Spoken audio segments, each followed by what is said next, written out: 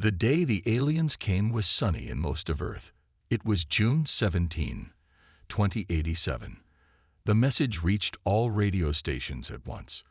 Every TV, phone, and computer showed the same face. It was not human. People of Earth.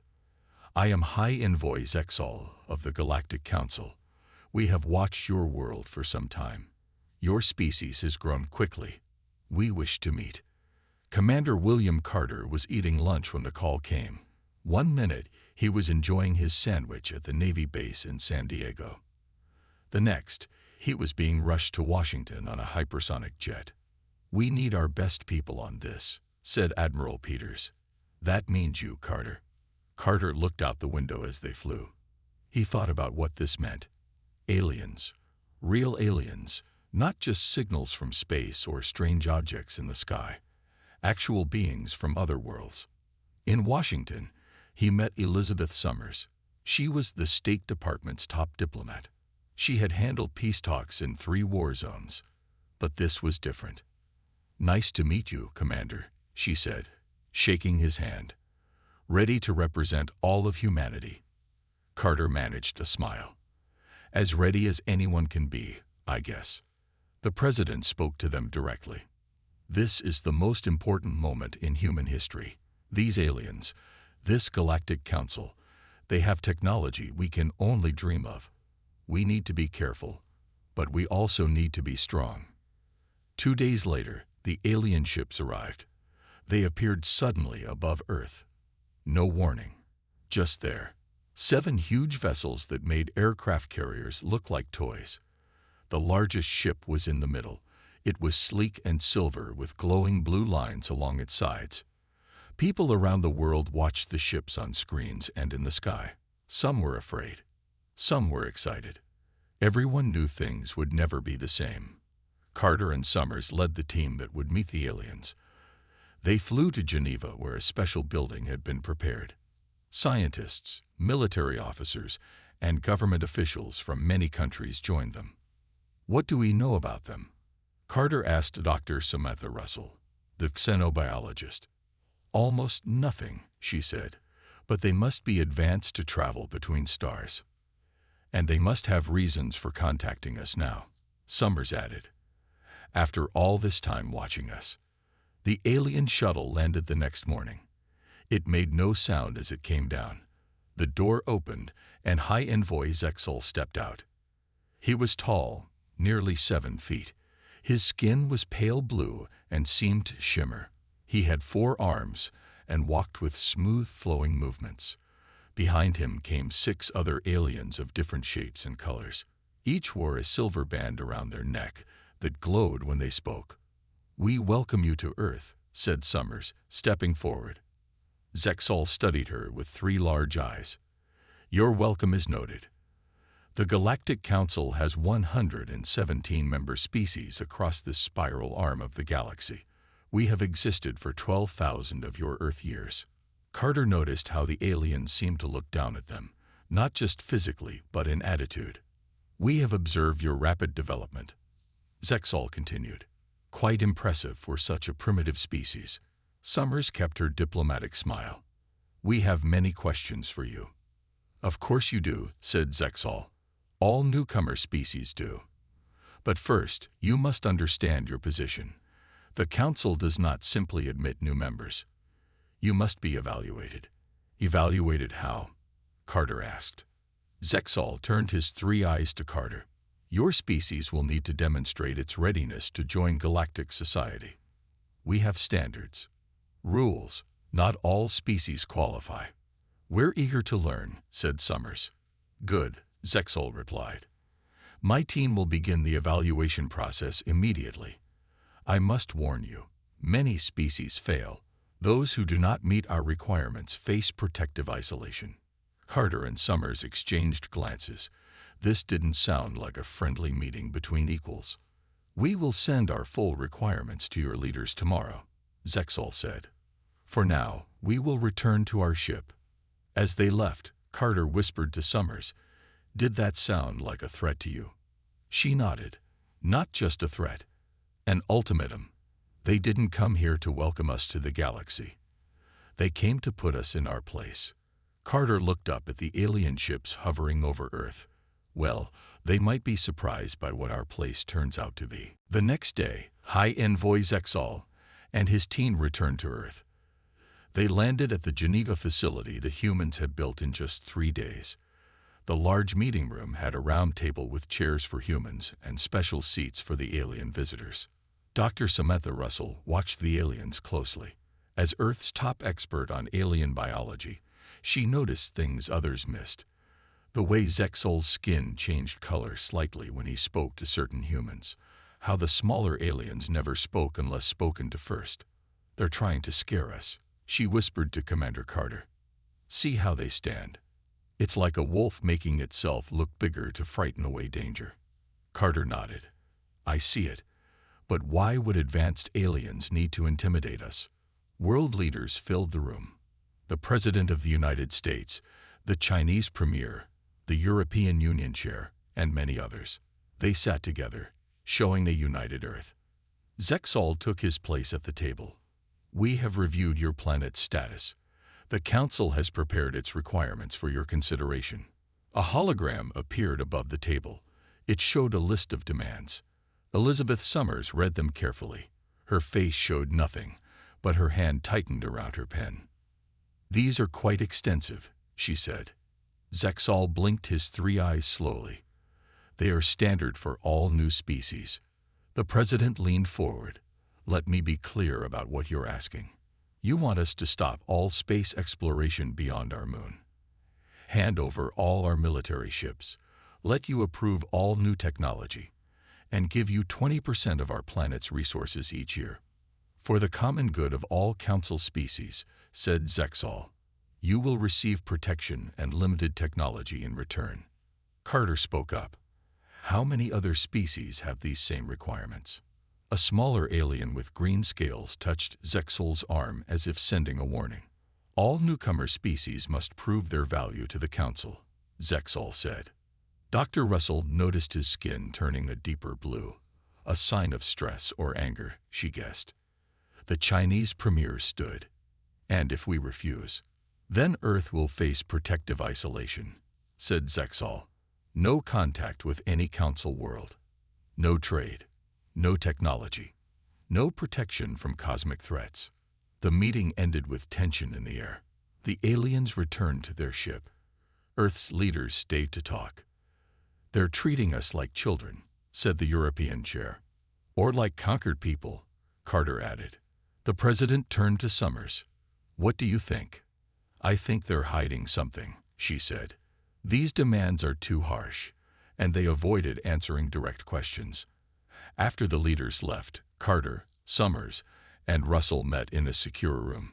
They were joined by Alan Dawson, Carter's friend from school, who now ran the world's largest tech company. I don't trust them, said Dawson, running a hand through his messy brown hair. And I never trust anyone who says they're doing something for my own good. We need more information, said Carter. What they're really planning. Dawson smiled. I might be able to help with that. Their ships use communication methods we've never seen before, but everything leaves traces. You want to spy on the Galactic Council? Asked Summers. They're already spying on us, said Russell.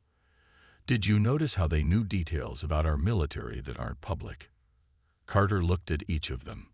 We have 30 days to respond to their demands. Let's use that time wisely. That night, while the alien ships hovered over Earth, Dawson worked in his lab. His computers tried to catch and decode the signals going between the alien ships. At 3:14 a.m., his screen lit up with alien text that slowly changed to English. Status report. Earth containment proceeding as planned. Humans showing expected resistance. Recommend accelerating Phase 2 before they discover true purpose of evaluation. Dawson called Carter immediately. I think we just found out what they're really up to, he said. And it's not about membership in their club. Carter looked out his window at the alien ships glowing in the night sky. I think it's time we showed the Galactic Council that humans don't take kindly to threats. Alan Dawson's discovery changed everything.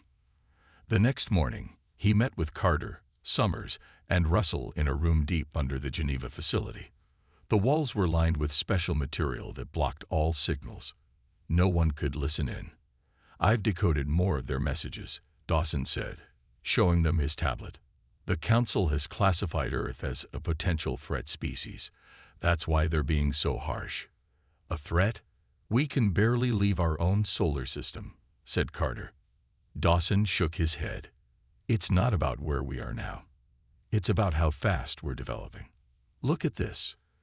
He showed them a chart comparing Earth's technology growth to other species.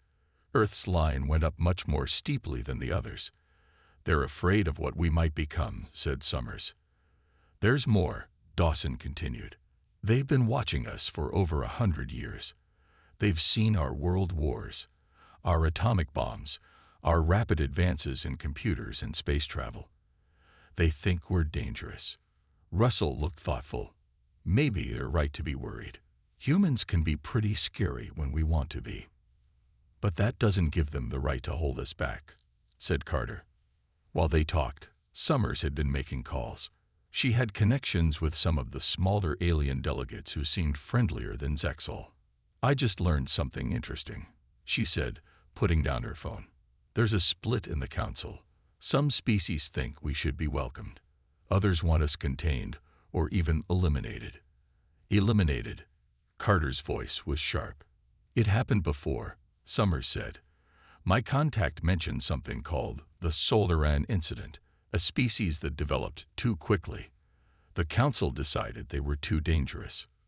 "What happened to them?" asked Dawson. "They're nearly extinct now. Just a small population on a controlled planet." Russell had been running tests on tissue samples from the aliens. She looked up from her microscope. "I think I know why they're so afraid of us," she said. "Human DNA is incredibly adaptive compared to theirs. We can change and evolve faster than any species they've encountered before." She showed them images comparing human cells to alien cells. "We heal faster, adapt to new environments better, and our brains form new connections more easily. To them, we're like a supercharged species." Carter stood up and paced the room. "So they want to keep us in a box before we outgrow them. And they're willing to lie about their membership requirements to do it," added Summers. Over the next week, they gathered more information. Dawson hacked deeper into the Council's communications. Summers built relationships with aliens who didn't fully support the Council's methods. Russell studied the biological differences between humans and Council species. They learned that the Council had placed hidden devices around Earth to monitor human activities. They discovered plans to put weapons in orbit around Earth if humans rejected the Council's demands. They found out that the Council was already taking resources from Earth's asteroid belt without permission. Most disturbing was a message Dawson intercepted from Zexal to the Council leadership. "Subject species shows dangerous levels of independence and creativity. Recommend full containment protocol rather than standard observation. Earth's rapid advancement threatens Council stability within 3 generations if left unchecked." Carter called an emergency meeting with the President and other key leaders. "We need to stall for time," he said. "Pretend we're considering their demands while we prepare our response." "What kind of response can we make?" asked the President. "Their technology is far beyond ours." Dawson smiled. "Not as far as they think. I've been studying their communication systems. Their ship's computers aren't that different from ours, just more advanced. And anything that runs on code can be hacked." Russell added, "And biologically, we have advantages they don't expect." "We need a plan," said Carter. "Something they won't see coming." Summers looked at each of them. "I think I know how to start. We need to make some new friends in the Council. Find allies who might help us. And we need a backup plan in case this all goes wrong," said Carter. "Something to show the Council that humans don't surrender easily." As they left the meeting, they looked up at the alien ships still hovering over Earth. 23 days remained until the Council's deadline. Carter called together a small group of trusted people. They met in an old bunker deep under the Rocky Mountains.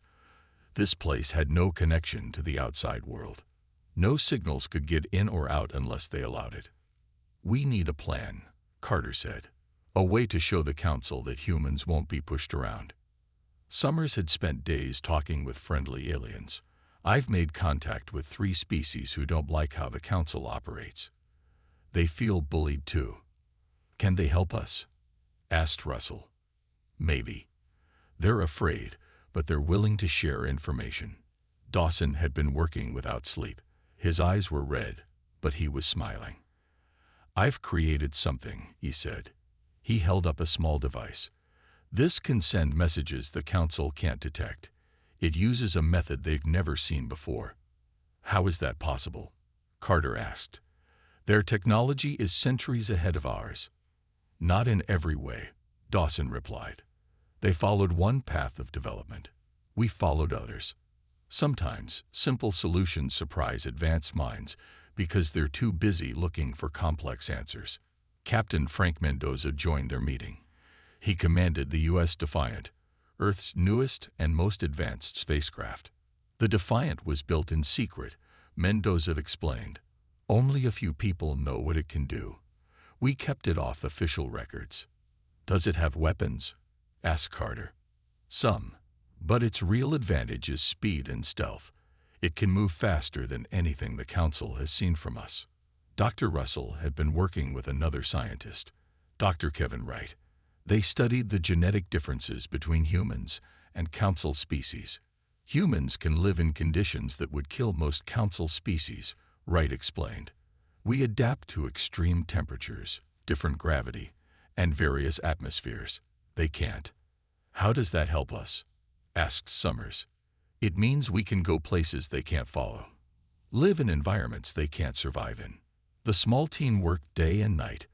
They had 20 days left before the Council's deadline. They needed to be ready. Dawson set up his special communication system. It let Earth forces talk without the Council hearing them. Summers kept building relationships with friendly aliens. Wright and Russell prepared evidence of human adaptability. Mendoza got the Defiant ready for space.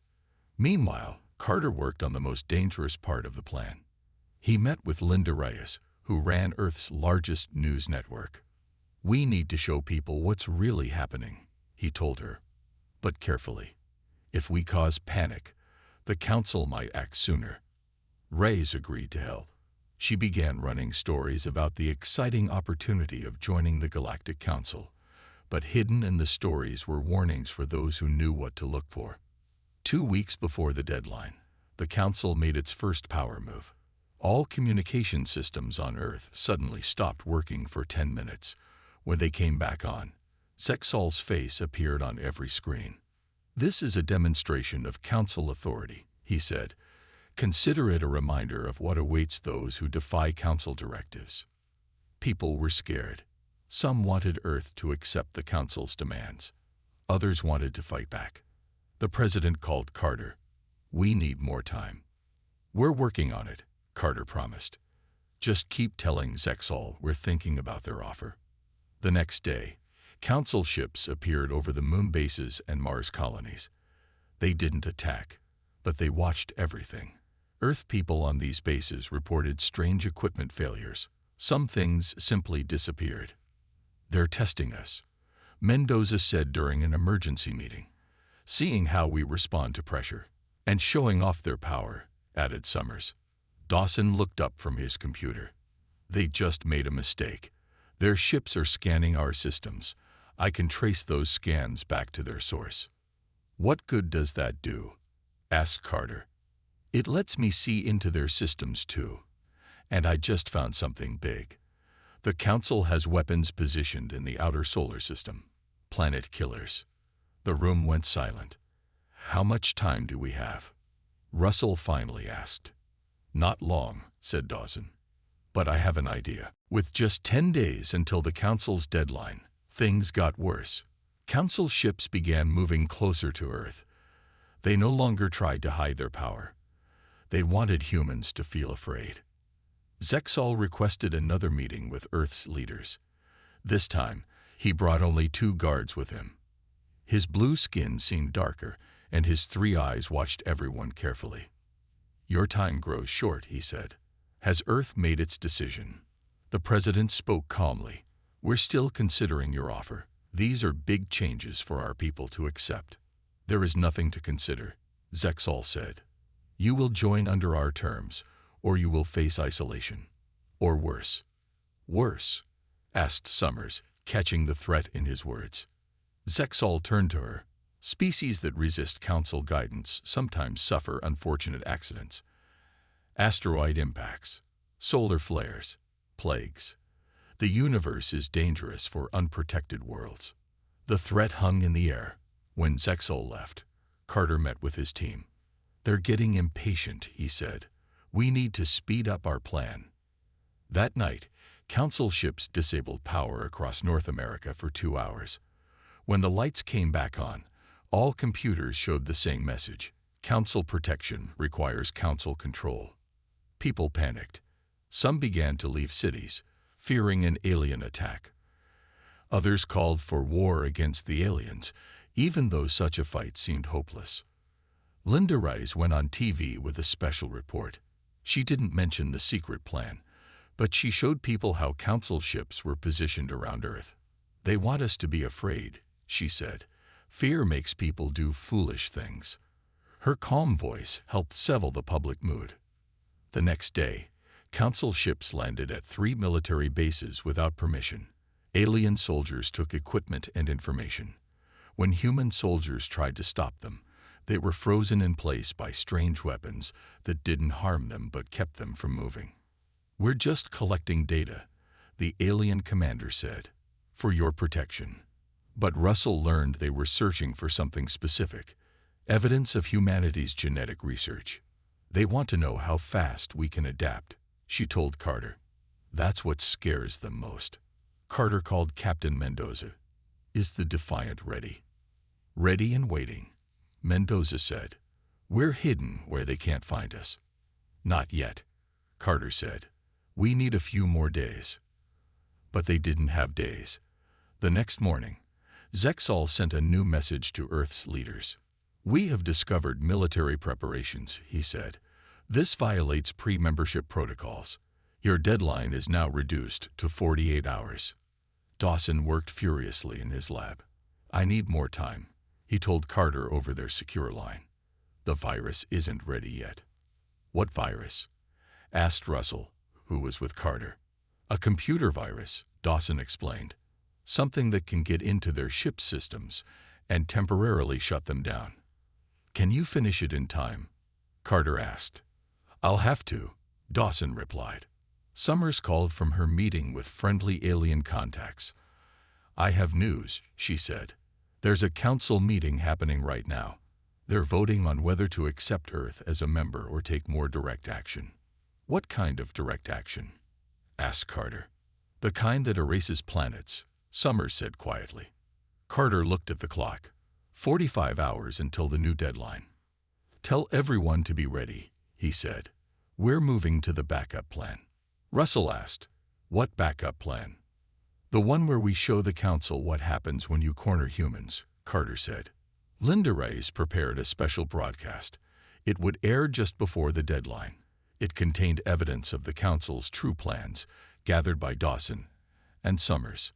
If this doesn't work, Carter told her, it might be the last free broadcast from Earth. It'll work, Rice said confidently. People respond to the truth. In space, hidden from council sensors, Captain Mendoza and the U.S. Defiant waited for orders. The ship's new engines hummed with power that even the council had never seen before. Ready when you are, Mendoza messaged Carter. Just say the word. As the deadline approached, Earth seemed quiet, almost defeated. Council ships moved into position around the planet. Zexal prepared to accept Earth's surrender. He had no idea what was coming. The final hours before the deadline ticked away. In Geneva, Earth's leaders gathered for what looked like a surrender ceremony. The Great Hall was filled with officials from every nation. Cameras broadcast the event worldwide. High Envoy Zexal arrived with a large group of aliens. He walked with the confident stride of someone who had won. People of Earth, he began, you have made the wise choice to accept council guidance.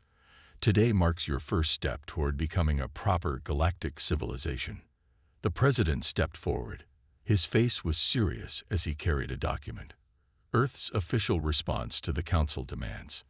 High Envoy, he said, we have considered your terms carefully. Zexal's 3 eyes blinked slowly. And you have signed them, yes. We have prepared our response, the president said carefully. At that moment, Dawson sent a signal from his lab. Across the solar system, his virus activated. Council ships suddenly lost connection with each other. At the same time, Summers pressed a button on her phone. In thousands of locations across Council space, her alien allies began broadcasting information that had been secretly shared with them. The president handed Zexal the document. This is our answer. Zexal opened it and read. His blue skin darkened with anger. This is rejection. You refuse our terms. We refuse your lies, the president said firmly. We know what you really planned for Earth. Zexal reached for his communication device, but it wasn't working. None of the Council technology was responding. What have you done? He demanded. Carter stepped forward. We've temporarily disabled your communications. Don't worry. It will only last long enough for you to hear what we have to say. Linda Rice's broadcast began playing on screens throughout the hall. It showed evidence of the Council's true plans. The hidden weapons pointed at Earth. The secret meetings where they discussed containing or destroying humanity. The lies they had told other species. Right now, Carter explained, this same information is being shared across Council space. Your subject species are learning how you've manipulated them for centuries. Zexal's face showed shock, then rage. It doesn't matter. Our ships still surround your world. We can still destroy you with a single command. Can you? Asked Carter. On cue, Captain Mendoza activated the U.S. Defiant. It suddenly appeared beside the Council flagship, moving so fast that Council sensors had never detected it. This is Captain Frank Mendoza of the Earth ship Defiant. His voice announced on all channels, we are now alongside your command vessel. One of Zexal's assistants whispered urgently in his ear. The High Envoy's anger turned to concern. Impossible, he said. No species at your level has stealth technology that advanced. There's a lot you don't know about humans, said Russell, stepping forward. She activated a display showing human genetic information compared to Council species. We adapt faster than any species you've encountered. We heal quicker. We learn faster. We survive in conditions that would kill your people.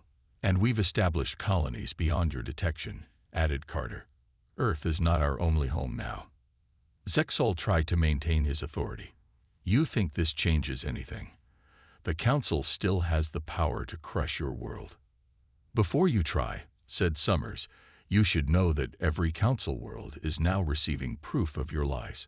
Your control is slipping away with every passing minute. Dr. Wright stepped forward with more evidence. We've also developed technology that allows us to survive in environments no Council species can endure. If you destroy Earth, we will still exist. And we will remember. Zexal looked around the room. His confident stance was gone. For the first time, a human saw fear in those 3 alien eyes. What do you want? He finally asked. The president smiled. Now we can begin real negotiations. As equals. Outside, people cheered as they watched on screens everywhere. The Council ships still hung in the sky, but they no longer seemed so threatening. On the Council homeworld, emergency meetings were called as subject species demanded answers about the information being broadcast everywhere. The humans had done what no species had managed in thousands of years. They had broken the Council's grip on the galaxy. And they were just getting started. Chaos erupted across the galaxy. For 12,000 years, the Galactic Council had ruled with complete control. Now, because of humans, that control was breaking. On the Council homeworld, emergency alarms sounded. The Council chamber filled with angry representatives from dozens of species. Some demanded answers. Others called for immediate action against Earth. The head counselor, a tall being with silver skin named Voxel, tried to restore order. "We must eliminate this human threat at once," he shouted above the noise. "They have violated council law by spreading lies." A representative from the Novan species stood up.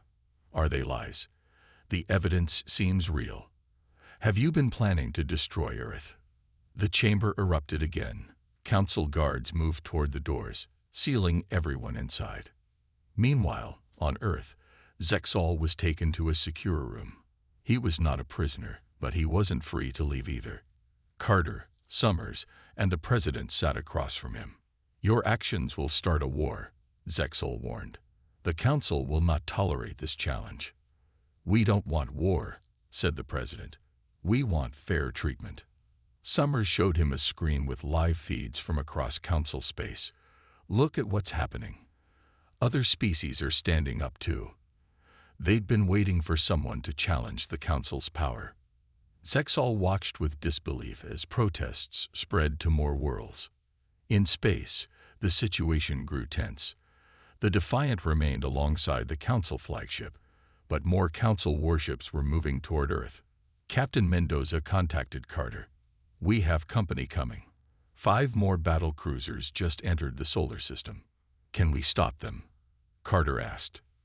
"Not all of them," Mendoza admitted. "The Defiant is advanced, but we're outnumbered." Carter turned to Zexal. "Call them off. If they attack, everything we've shared about the council becomes proven true." But Zexal shook his head. "I can't. Control has shifted to the military now. They follow the head counselor, not me." Dawson burst into the room. "We've got a problem.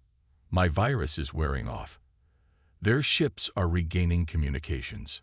Outside Earth's atmosphere, the council fleet prepared weapons. Their orders were clear: make an example of Earth to restore council authority." The lead council commander opened a channel to Earth.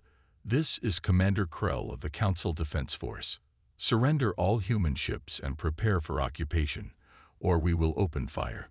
The world watched and waited. Many thought this was the end. But then something unexpected happened. 5 ships appeared around the council fleet. They weren't human ships. They belonged to other council species. A new voice came over the communications. "This is Captain Mira of the Novan Defense Force. We stand with Earth. Any attack on this planet will be considered an act of war against all free species." More ships appeared. The Tellurians, the Vox, the Centauri, all species that had secretly communicated with Summers and were tired of council rule. On the council homeworld, the chamber doors burst open. Representatives from 28 species walked out in protest, declaring independence from council authority. The head counselor's voice shook with rage as he called the fleet commander. "Destroy them all, now, before more join them." But Commander Krell hesitated. The situation had changed. What was supposed to be a simple show of force had become the potential start of a galactic civil war. In Geneva, Zexal watched the standoff with growing concern. This was never supposed to happen. The Council has maintained peace for thousands of years. "Through fear and control," said Summers. "That's not real peace." Carter received an urgent message from Mendoza. The Council ships were powering up weapons. The Defiant and its new allies prepared to defend Earth. "Last chance," Carter told Zexal. "Help us stop this before it goes too far." Zexal looked at the humans. For the first time, he saw them not as primitives, but as equals.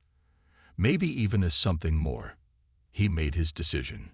"Give me a communication channel," he said, "to all ships." The galaxy held its breath as the first real challenge to council authority in 12,000 years reached its breaking point. Zexal stood before the communication screen. His message would reach every council ship and every council world. What he said next might change the galaxy forever. "This is High Envoy Zexal," he began. "I order all council ships to stand down. I repeat, stand down immediately." Commander Krell's voice came back angry. "You have no authority to give such orders. The head counselor commands the fleet now. I speak with the authority of truth, Zexal replied. His voice grew stronger. For too long, the council has ruled through fear and lies. We claimed to bring peace and order, but we brought control and suppression. On ships throughout the solar system, council crews listened. On planets across the galaxy, billions of beings watched. The humans have shown us another way, Zexal continued. They faced our threats not with fear, but with courage.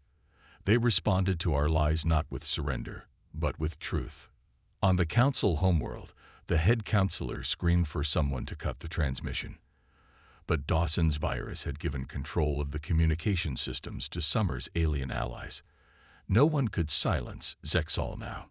I have seen the council's true plans, Zexal said. The weapons aimed at Earth, the lies we told, the fear we tried to create, and I have seen how humans responded, by reaching out to other species, by sharing information freely, by offering friendship instead of submission. In space, 3 more council ships moved away from the attack formation. They positioned themselves between Earth and the remaining council fleet. Commander Krell's voice was desperate now. This is treason. All ships, fire on Earth now. That's an order. But no one fired. On Earth, people watched the sky. The council ships hung there, bright against the blue. For a moment, it seemed the world held its breath. Then, one by one, the council ships began to move away. In the Geneva facility, cheers erupted. Carter put a hand on Zexal's shoulder. Thank you. Zexal nodded. It was time for change. In the days that followed, the galaxy transformed. The council split apart. Some worlds remained loyal to the old ways. Others declared independence. 23 species joined with Earth to form what they called the Free Species Alliance. Summers worked with representatives from all these worlds to write new agreements based on respect and cooperation rather than control and fear. Carter and Mendoza led a mission to find the Solarans, the species that had been nearly destroyed by the Council centuries ago. They discovered survivors living in difficult conditions on a remote planet. Earth offered to help them rebuild. Russell and Wright started working with scientists from other worlds. They shared knowledge about genetics, medicine, and adaptation.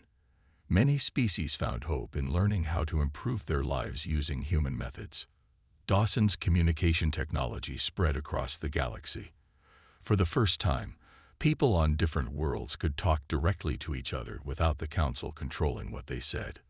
1 month after Earth's stand against the Council, representatives from 42 worlds gathered in Geneva for the first Free Species Summit. The old Council sent observers but no longer had the power to control what happened. As the summit opened, the President welcomed everyone to Earth. A month ago, the Galactic Council tried to intimidate Earth, he said. They thought we would give in to fear. They thought we would surrender our freedom for protection. They were wrong. He gestured to the crowded room, where humans stood side by side with beings from across the galaxy. Look around you. See what happens when species work together as equals. This is just the beginning. Zexal, now representing his own people as independent from Council control, stood to speak. When we came to Earth, we thought we were meeting primitives who needed our guidance. Instead, we found teachers who showed us a better way. At the back of the room, Carter, Summers, Russell, Dawson, and Mendoza watched with pride. They had faced the greatest threat in human history and turned it into the greatest opportunity. The Council had tried to intimidate Earth. It had backfired in ways no one could have imagined. And the galaxy would never be the same again.